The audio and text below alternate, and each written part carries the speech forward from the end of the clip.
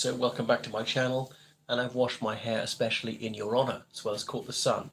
So this video is about one of the consequences of Russia's illegal and unprovoked war of aggression against Ukraine and the numerous atrocities committed against Ukrainian civilians. The European Union banned certain Russian goods from being transported to or through the European Union. Now, there's the Kaliningrad exclave, which is in between Poland and Lithuania, and it is adjacent to the Baltic Sea. So this was formerly East Prussia, a bit of East Prussia. Kaliningrad was Königsberg for centuries, a German city seized by the Red Army in 1944, and the indigenous population, they were almost all expelled, ethnic Germans, and the city was renamed in honor of Mikhail Kalinin, who was actually the Soviet head of state until 1946. Very few people realized that. It was actually him, not Stalin, officially, who was the head of Soviet state for about 20 years. Anyway, so as the Germans were booted out, sent back that truncated Germany, a lot of Russians and people from other Soviet republics were moved in. So it was part of the Russian Soviet Socialist Federative Republic in the Soviet era. Remember, the USSR was 15 republics, the largest of which was Russia. Anyway, so the Soviet Union dissolved in 1991, and this remained part of Russia. Being part of Russia didn't make much of a difference between, say, 1945 and 1991, because, of course, so was Lithuania, and they could travel through Lithuania to the rest of the Soviet Union. Okay. Um, Anyway, Lithuania became independent in 1991. It largely rejected its Soviet heritage. It reformed its political system, became a completely open and democratic society with free speech, with fair trials, an independent judiciary, and just laws of contract actually upheld. So people trusted in the system, invested in the country, and so on. And despite having scarcely any oil, gas, coal, very few metals, not even that much fertile farmland, it's prospered. Despite really having no natural resources, it's much richer than Russia, and it's a better place to live in just about every respect. And obviously, Russia could be richer than that if it had a government that cared about its people, if Russia's regime was not a conspiracy organized against ordinary Russians. This sort of militaristic, chauvinistic state ruling with terror over Russians at home and abroad. But anyway, Lithuania acceded to the European Union in 2004. It also joined NATO. Shortly before that. Now, why would the Lithuanians want to join NATO? Because they've been conquered by Russia centuries before, and they didn't want to be conquered by Russia again. Lithuania's got fewer than 3 million people. It's got a significant Russian ethnic minority, and indeed, in a few towns, ethnic Russians are even the majority. And Putin going on about the Russian world, and we have to liberate these Russian speakers who are oppressed and so on. And that was his bogus justificatory argument for his attack on Ukraine.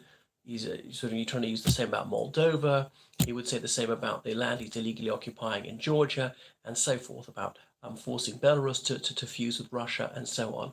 So the Lithuanians, you can see, are worried. Now, a country of 3 million, how can they stand up against one of 145 million, especially considering the Ruskies have got nukes? And Russia also deploys nuclear weapons in Kaliningrad, its westernmost area. Because from there, they boasted that they could hit the United Kingdom in 5 minutes. Now, Russia's got, I think, 6,000 warheads. I read nuclear warheads. They're probably lying about that, as they lie about everything massively. And we've seen just how bad their technology is. However, if even a small amount of that is true, if even one of those goes off, it's really bad news.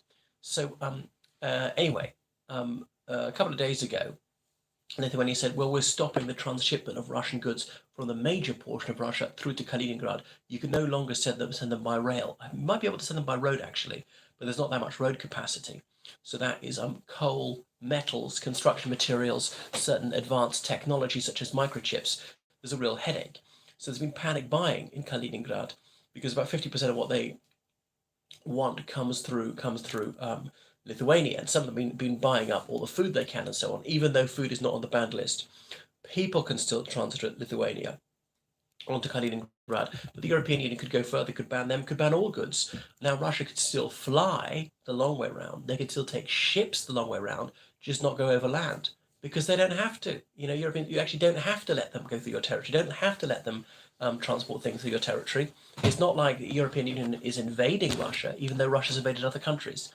And it took some chutzpah for the head of Russia's Security Council, Nikolai Patrushev, to claim this as a breach of international law. Well, I don't think it is actually. You're not obliged to let other countries transit goods through your country, or transit anything through your country, or transit people at all. Many countries don't do that. And it's not as though Russia respects international law. In fact, it breaches it on an enormous scale every single day. So the people of Kaliningrad, they could leave. They could fly to the main part of Russia. They could take ships to the main part of Russia. At the moment, they could even cross by land. But there we go. Well, if it's inconvenient for Russia, well, tough.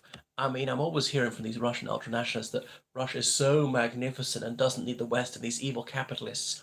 I mean, even though Russia's a most rapaciously and regressively capitalist country there is. But I mean, if capitalism is so evil, you wouldn't want to deal with these evil Western fascists. Why trade with them anyway? So anyway, life is becoming uncomfortable for the Russian Baltic Sea Fleet, which is headquartered there. It's got those Iskander missiles, which could be used with nuclear warheads. So the governor of Kaliningrad claims it's a serious violation of international law. I mean, I'm not an international lawyer or a lawyer at all, actually. I don't know if that's true. But it's certainly a headache for them. So Russia has vowed vengeance. Putin's personal spokesman, Dmitry Peskov, said that it was unlawful and that there would be grave repercussions. They haven't said what those are, maybe because they haven't figured them out. Because Lithuania transports almost nothing via Russia and doesn't buy very much from Russia as it is. Anyway, so there are also pipelines from Russia to the exclave, which could be cut off. But I don't think the European Union country is going to do that because they're still buying Russian gas, and it's going to be difficult for the EU to wean itself off that. Anyway, so this is bad news for Russia, but we shall see what the riposte is going to be. There are ferries running between Kaliningrad and St. Petersburg. Anyway, so they have to fly the long way around because they can't fly over European Union airspace. I think 40 minutes to flight times. And surprisingly little has been said about this. 48 countries have banned Russian airlines, Aeroflot, Urals Airlines, S7, or whatever, from overflying their airspace. That's all the European Union countries, basically all the NATO countries, plus a few more. Well, not Turkey, actually, all the other NATO countries. But South Korea, Singapore, Japan, Australia, New Zealand, and so forth. And then Russia and Belarus, they hit back by banning airlines of those 48 countries from flying over their territory. Because if you're going to fly from Western Europe to Thailand, for instance, you flew over Russian airspace. So this is having to fly the long way around means you have obviously more time in the end, therefore more fuel, and it costs more. Flying over the poles. In the Cold War era, Western airlines couldn't fly over Russian airspace, and indeed a Korean Air plane, not that Korea's a Western country, really, a pro-Western country, a pro-American country. One of its planes, it drifted into Soviet airspace and was shot down, killing about 200 civilians. That's ordered by the Soviet head of state. Yeah, goodness. But we're kind of going back to that. People have to fly over the poles. And there was some airport in Alaska where a lot of planes used to touch down and refuel. It was quite a major civilian airline hub. And then obviously lost all that status in the 90s. But Russia's losing money because, of course, they're able to charge these countries for overflying their airspace. And indeed, some of these Western countries are losing money because they can't charge Aeroflot, Belavia, whoever else, for flying over their airlines. Incidentally, the 48 Western countries have also banned Belavia, which is Belarus's airline. But Belavia has been suffering for a couple of years since that sort of air piracy, that hijacking when the Belarusian government really forced a Ryanair plane, an Irish passenger plane, to land in their airspace on a completely spurious basis of a terrorist threat that was emailed after the Belarusian government ordered the plane to land. I mean, they're just so utterly imbecilic. I'm afraid to say Russian and Belarusian intelligence is just so unintelligent. Just the real keystone cops in the intelligent world just screws up on such rudimentary things. We're just a failed kindergarten when it comes to this.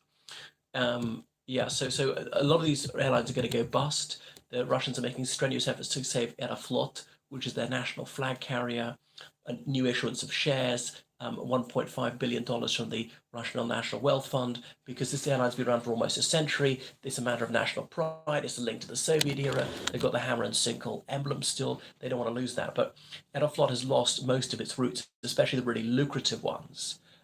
So, I mean, I think the airline will survive in some form, but more truncated form. So many of their planes are leased. and they can't afford to keep those. They're not going to pay those. How could you pay? You can't use SWIFT.